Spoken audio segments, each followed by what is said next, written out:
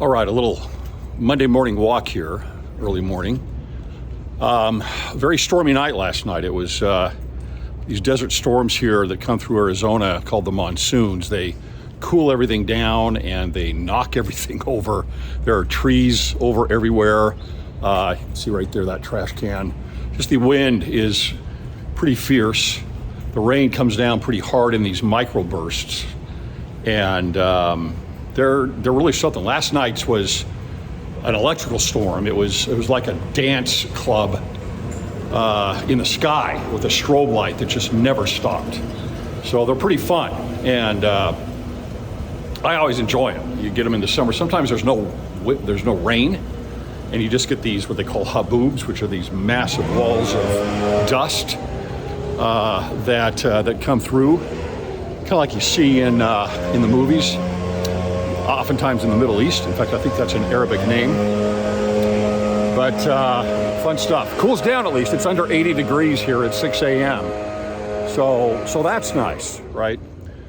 There are a few things I wanted to talk about this morning before the day gets started. One of them was the exchange that you had with Senator Hawley and the Berkeley professor in the Senate hearing, which was very telling. Again, these are things that are manifesting in our culture, in policy, in discussions, in pop culture that are very strong and changing very quickly. And here, you've probably seen the exchange, but it's something like this. Senator Hawley asks if men can be pregnant. And the professor, in her own authoritarian manner, as a member of the clergy of the religion of academia, tells him that he is being transphobic. He wants to note that he is being transphobic and that this leads to violence. And you can see how the truth starts to change here a little bit, right? She turns it around and says, "Do you believe men can get pregnant?" He says, "No." And so she then comes back again and says, this is transphobic. See what you're doing here. You're adding violence, and brings up the fact that a lot of trans people have a problem with suicide rates, which is very tragic, very difficult. But essentially, he's not allowed to talk about it, right? He's not allowed to say that men can't get pregnant, according to her. She wants it noted. And so this becomes an attack on truth. And when you take compassion to the point of destroying truth, then that is misplaced, right? It is a misplaced compassion. You can't live by compassion alone. You have to live by truth. And you can see the attack on truth here. This is a very postmodern discussion and a very postmodern view of the world where truth doesn't matter as much. There is no objective truth in some regard, and it's everybody's individual truth. It's similar to the argument there. The trans argument is very interesting because it's being waged on two different levels. The first level is on a gender level, what they might call gender, which would be you have your own gender, which is how you feel. And then you have your sex, which is your biology. That's where it started. The problem is, once they've gotten to that level, they're going to take it down to the next level, which is, what is a male, being the sex, and what is a female? So the same thing will happen there, and it's already starting to happen, where you cannot assign not just a gender, but a sex to an individual without them telling you what their sex is. It's similar to the argument or the decay of other roles that identitarianism attacks, which would be roles of the family, where recently now we have Ibram Kendi's book on how to bring up an anti-racist or something to that effect, where he calls parents caretakers or caregivers, right? You're all caregivers. And of course, it's just taking language and changing it, using it as a virus to either changing the word or the meaning of a word. And identitarianism's primary target, we should understand, is the family. It is husbands, wives, children, siblings, parents, and kids. That is where it's going to attack the most, is the core of civilization, is the family. I did see something on Twitter this morning that was interesting, that kind of helps you understand the difference between the objective truth and the agenda of identitarianism, which are completely, they can't coexist. They cannot coexist. And that is, you've heard about what is a woman, right? What is a woman? Well, ask yourself this: come around this way here. What is a trans person? What is a trans person? Answer that question and explain what it is. Good luck. Without taking new vocabulary and new meanings that have been, these words that have been now given a new, like they're pregnant with a new child, that have a different meaning to them. So what is a trans person? Well, is it a man that becomes a woman? Is it a woman that becomes a man? What is a man? What is a woman? You can see where this leads. Truths have layers of objective truth to them. And as you destroy and go down that hierarchical structure, that foundation of truth, everything starts to fall apart. And it's not a surprise to me that these things are foundational right in the books of Genesis, right at the beginning in the story of the Garden of Eden. They seem so simple, so obvious, yet so many of the arguments today that we get go right back to that book, the original book, with the creation story. You're going to see more of that, and right back to the Garden of Eden story, and fight against it. And of course, these are the stories which are given to us in the place of our core doctrine in Christianity and in the LDS Church, which is right in the temple.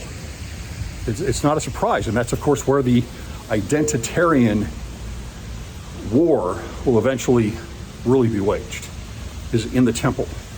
You don't just change marriage, try to change marriage, you change the entire ceremony, you change everything that it means. You change the Garden of Eden story. You'll end up having to change the creation story. All from identitarianism. Now, we had a great, overwhelming response on the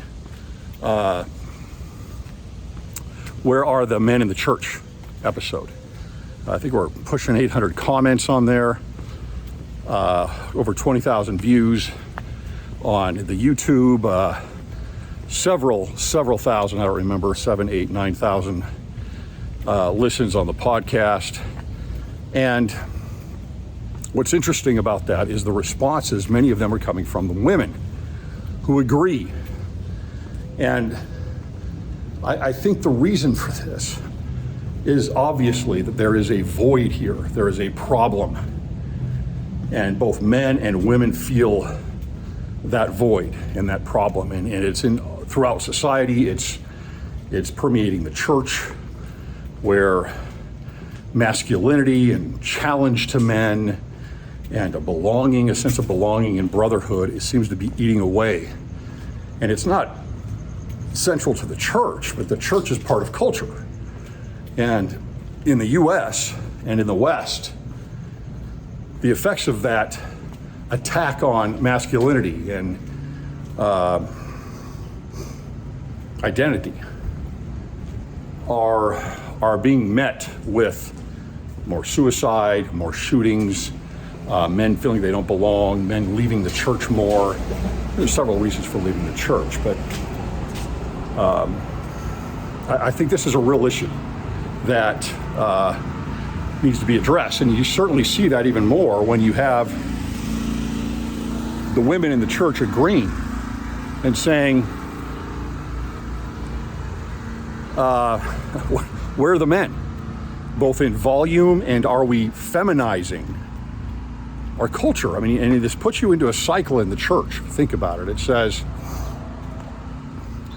okay, more and more men leave the church, more than women. So there are more and more women in the church, more and more single women, more and more single mothers.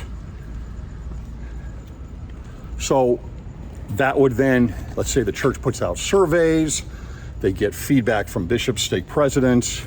What are the issues? Well, they're women's issues.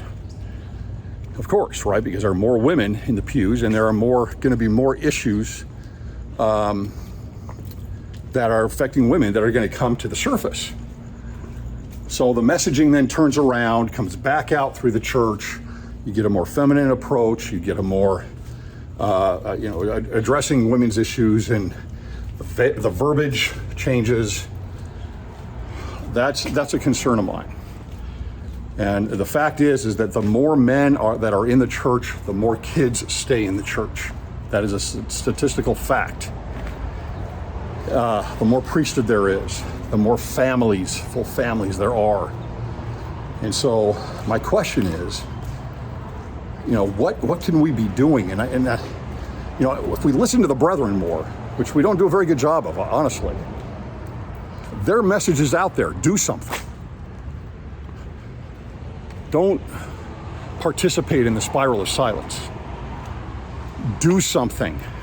We have this culture, I think, that where we sit and wait to be told to do all these things. Go read D&C, was it 58?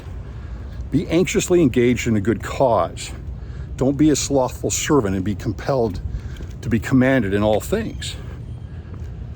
We need to do more. We are not observers in Zion.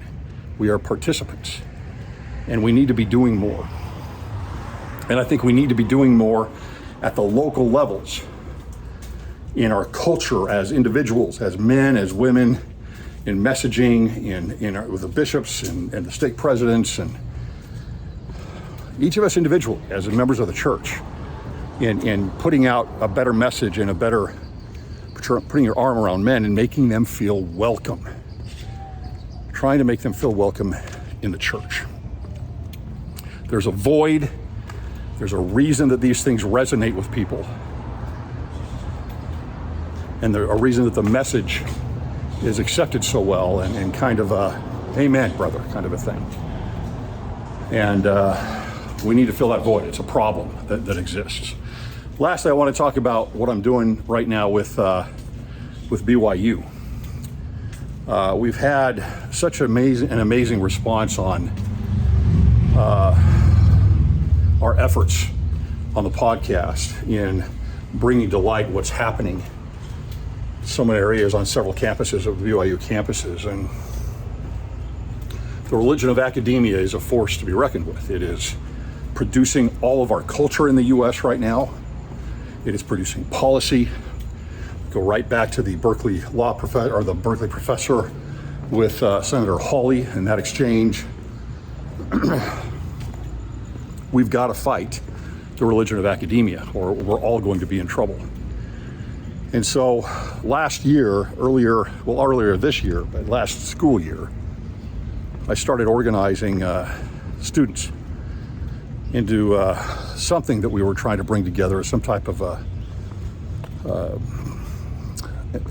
central organization that would be sending out a positive message about the gospel, about contrasting it with critical race theory and the religion of academia, and all that's going on right now in these academic circles is very concerning.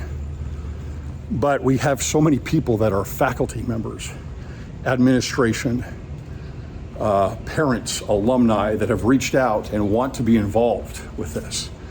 So we're going to expand this much more and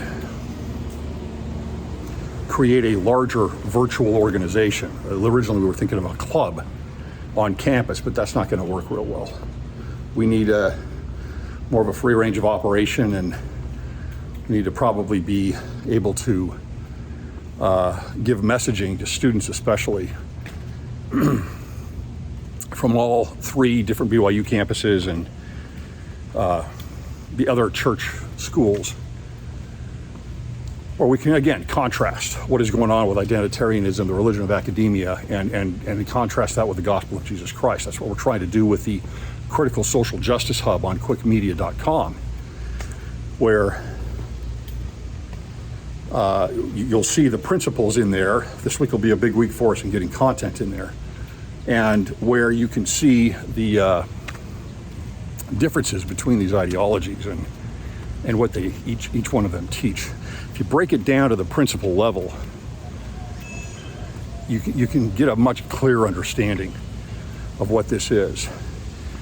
And so if you haven't been to that hub yet on CwicMedia.com, I recommend you go take a look at that and see what we're trying to put together there. We'll have a course available online there soon as well.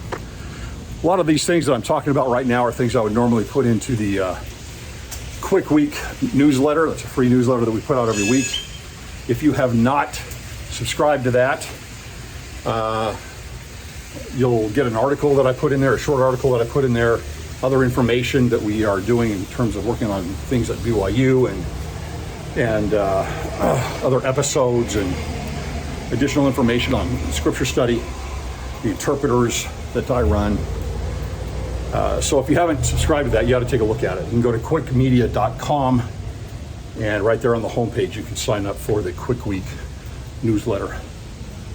Thanks for taking a walk with me this morning, and make it a great week.